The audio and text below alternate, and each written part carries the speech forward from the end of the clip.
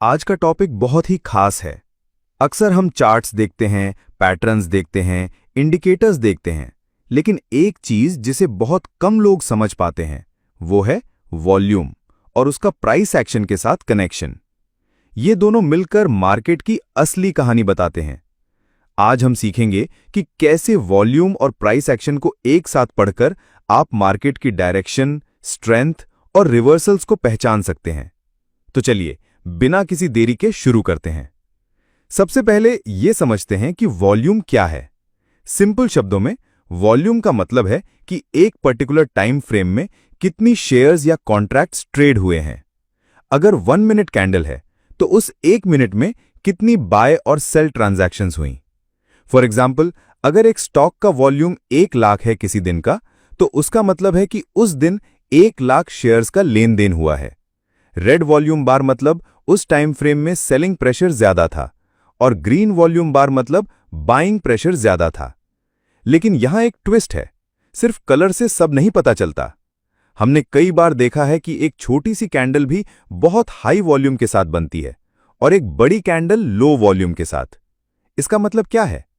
इसी को समझना है। हाई वॉल्यूम का मतलब है हाई पार्टिसिपेशन।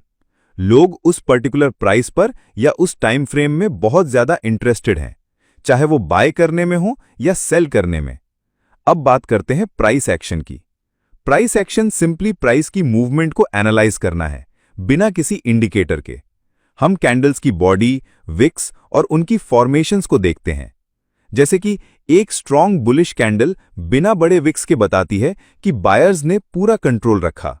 वैसे ही एक strong bearish candle without big wicks shows sellers dominance. लेकिन अगर कैंडल्स में बड़े बड़े विक्स हैं, अपर या लोअर, तो इसका मतलब है कि प्राइस में इंडिसीजन है। बायर्स और सेलर्स दोनों फोर्स लगा रहे हैं। प्राइस एक्शन और वॉल्यूम का कॉम्बिनेशन ही असली गेम चेंजर है। चलिए अब देखते हैं कि वॉल्यूम और प्राइस एक्शन को एक साथ कैसे पढ़ते हैं। ये 4-5 की कॉम्बिनेशंस हैं जिन्हें आपको हमेशा ध्यान में रखना है। अगर प्राइस तेजी से ऊपर जा रही है, यानी बड़ी ग्रीन कैंडल, और वॉल्यूम भी बहुत हाई है, तो इसका मतलब है कि बाइंग इंटरेस्ट बहुत स्ट्रांग है। ये एक जेन्युइन अप ट्रेंड का इंडिकेशन है।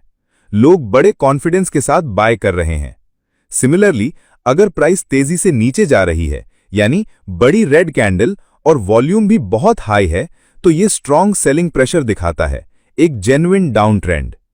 अगर प्राइस ऊपर जा रही है लेकिन वॉल्यूम कम है, तो इसका मतलब है कि इस मूव में ज्यादा कन्विक्शन नहीं है। ये एक वीक मूव हो सकती है या ट्रेंड रिवर्सल का साइन हो सकता है। बायर्स इंटरेस्टेड नहीं है, बस थोड़े लोग ही प्राइस को ऊपर पुश कर रहे हैं।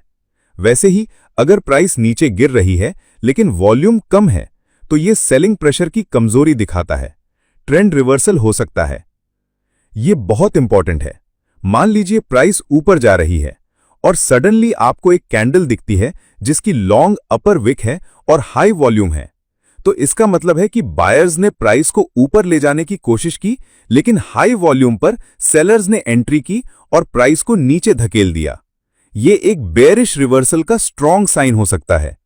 सिमिलरली, अगर प्राइस नीचे आ रही है और आपको एक कैंडल दिखती है जिसकी लॉन्ग लोअर विक है और हाई वॉल्यूम है, तो इसका मतलब है कि सेलर्स ने प्राइस को नीचे धकेलने की कोशिश की, लेकिन हाई वॉल्यूम पर बायर्स ने एंट्री की और प्राइस को ऊपर धकेल दिया। ये एक बुलिश रिवर्सल का स्ट्रॉन्ग साइन हो सकता है। यहां देखिए, जब प्राइस कंटिन्यूअसली ऊपर जा रही थी और वॉल्यूम भी हाई रहता था, तो ये ट्रेंड की स्ट्रेंथ को कंफर्म करता है। आप ऐसे ट्रेंड्स में लॉन्ग पोजीशंस में बना रह सकते हैं। और यहां प्राइस एक रेंज में ट्रेड कर रही थी, वॉल्यूम लो था।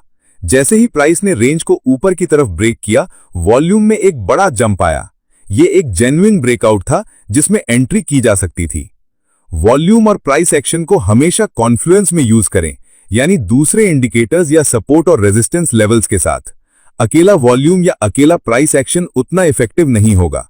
तो दोस्तों, ये थी वॉल्यूम और प्राइस एक्शन को एक साथ पढ़ने की स्ट्रैटेजी।